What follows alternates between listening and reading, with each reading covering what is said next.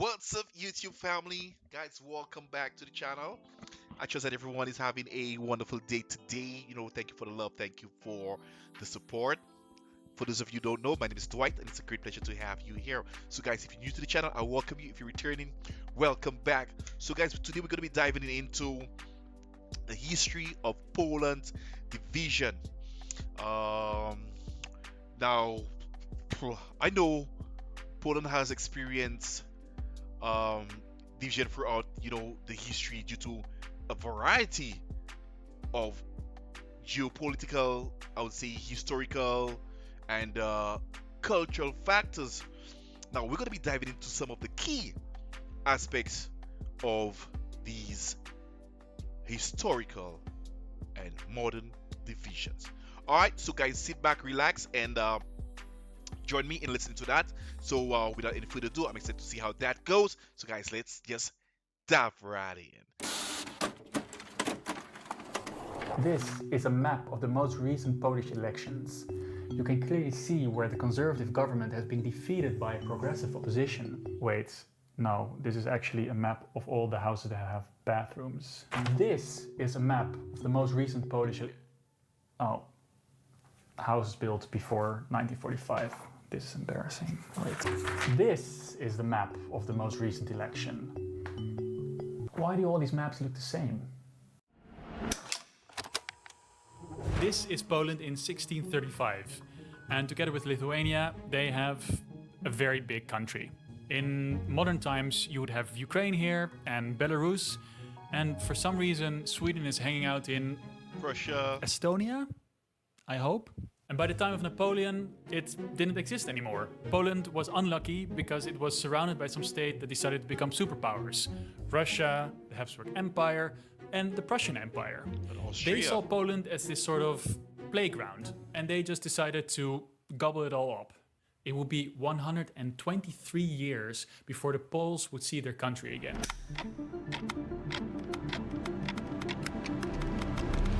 When they got occupied, people were making the first hot air balloons, and by the time Poland resurged, they were making televisions.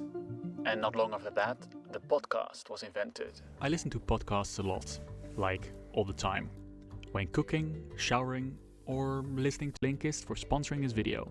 Check the link below to subscribe. Hey, it's 1922, and it's after the First World War, and Poland is back on the map. Doesn't really look like the Poland we know, but, something.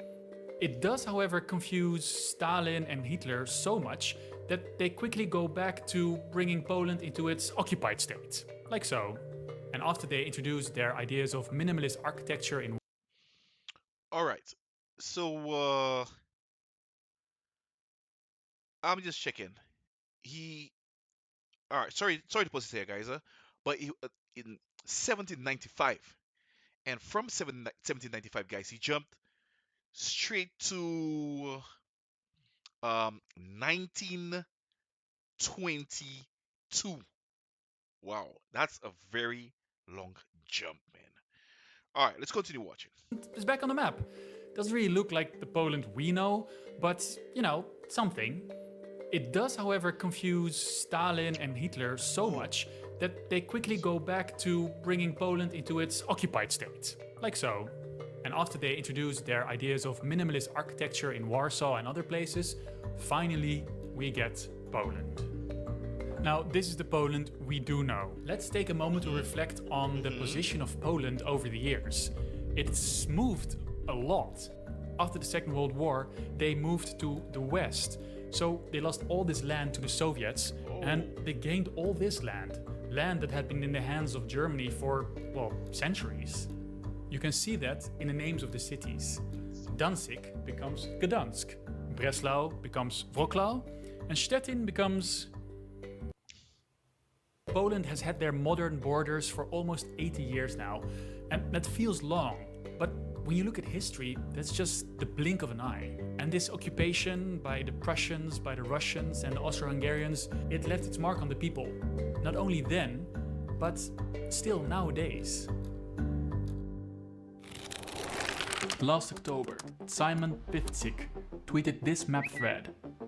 It's 2023, 109 years after World War I started, yet the pre-World War I imperial borders are still visible on the election map of Poland. This thread went viral. As someone who loves how history still influences the present, I had to go talk to him. I didn't really think too much about it, but then suddenly I saw the borders of the Simon. empires from before World War One. Simon is a Polish map nerd living in San Francisco.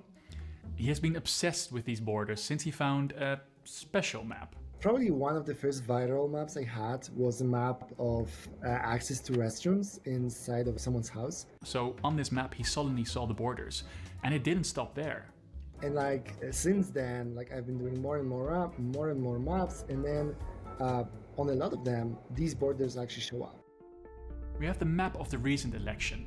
It's quite clear that the progressive opposition won out in the western part of Poland. They also won out in the bigger cities, places where people are generally more progressive. The Conservative Party won more in the east. This is a rural region, and it's also a region that is doing not so well as the rest of Poland. You can find some of the poorest provinces here. But why do these maps show the former imperial borders so well? Maybe not a lot of people realize, but many parts of Western Poland were kind of like the Wild West only 75 years ago. A lot of this has to do with the end of the Second World War. Stalin keeps this part to the east, and Poland gained all that German land to the west. And now millions of people are forced from their homes, both Germans and Poles. Many Poles settle in this area, this former German lands. And these Polish people, they not only lost their houses, they also lost their traditions, their communities, but also the social control of a place where you've been living for generations. And with less social control, you can do more what you want. And this makes people, well, less traditional. Another idea is that these migrants invested more in education. The theory is that people that are forced to migrate, they invest in things that are more easy to take with you. And this paper shows how the focus on education in these families is still there this day.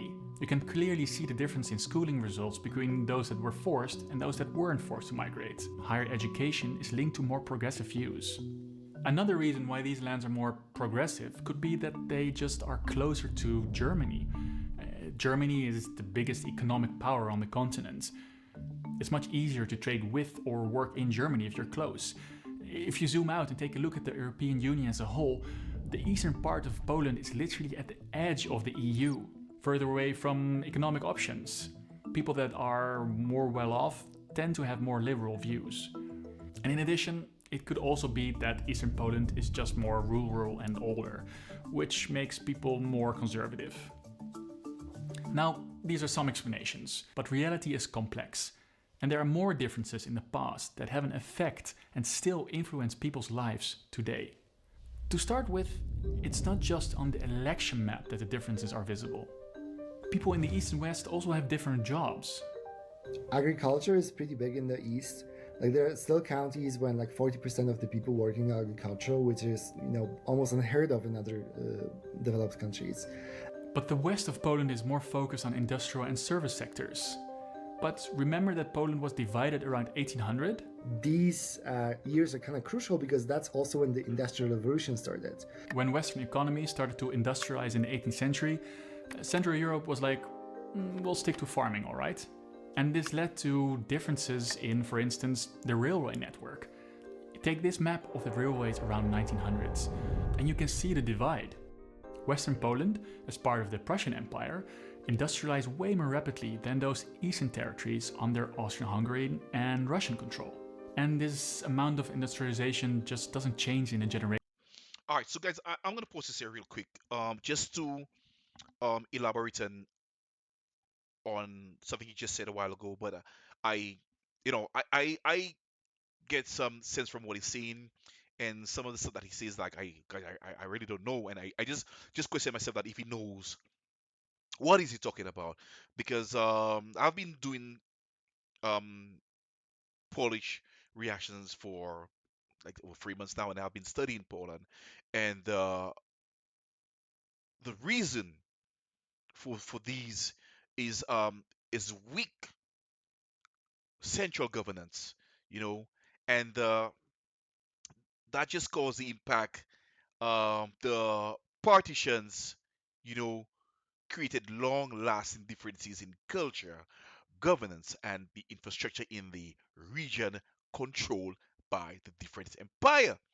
Now, World War II and the aftermath, guys, the Germans and the Soviet occupations during World War II, um, Poland was invaded and divided between Nazi Germany and the Soviet Union. So I'm seeing where you're coming from, my brother.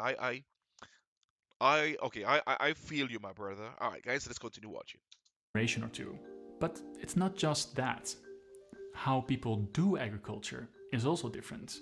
You can see this from satellite imagery. The plots in the West are just much bigger. Farms are big companies here. They're producing for the market. But in the East, you find a lot more smaller plots. This is a super complicated thing with many explanations. But there are two things that I want to highlight here.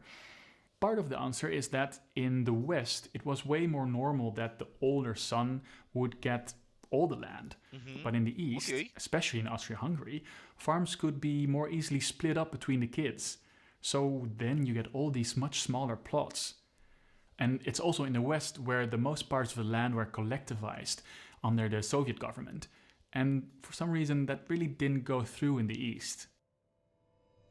And now to those maps that made Simon go viral for the first time. Housing. These maps show when houses are built. In general, the West has older homes built before 1945. This is probably the case because these were German lands. And apart from the cities that got, leveled, the rest of the countryside just didn't get destroyed as much in the war. But in the East, where a lot more houses were built, building bathrooms inside houses were apparently not a big priority for the communist government. Now, I have to say, this is not the definitive explanation. Simon told me that it was also more normal for people to build a toilet outside of their house in these parts, because they thought it was just less unclean, which, I can imagine. But if you're a Polish person and you really know why this divide is there, let us know in the comments. I actually really want to know. One map that I really liked is the next one. In Polish language, there is not that many words that start with an A. So it means there are almost no cities that start with an A. But if you look at the former Russian area, a different picture starts to emerge. Suddenly you do find them. Dots on the map that represent cities with an A. So where does this come from? It has to do with these guys. 3 Tsars called Alexander. So I guess in these lands, if you make a new village, just go for the Tsar. It's probably the best idea. So we have all these maps showing different ways in which Poland is divided. I do have to say that there are also a lot of markers in the modern time that show that these divisions are going away. For instance, if you look at primary school results, and because people are leaving the countrysides for the cities, the old divide makes place for a new one. A divide between city and countryside. Right. This divide is something you see all over the world. But apart from that, I think one thing that this story shows is how much changed in the 20th century for Europe, but especially for Poland. I mean, just look at the modern map of Poland. None of their current neighboring countries even existed 30 years ago. But even though borders can change very fast, there are things that change a lot slower. Things that still have an impact on the people in the present. Like what kind of infrastructure is built. Do you live close to a railway station? What is the economic situation of your region? Has your family always been into farming? In the West, we like to think of ourselves as individuals. Individuals with free will and the capacity to make choices that impact our lives. But in so many big and small ways, we are the product of our environment.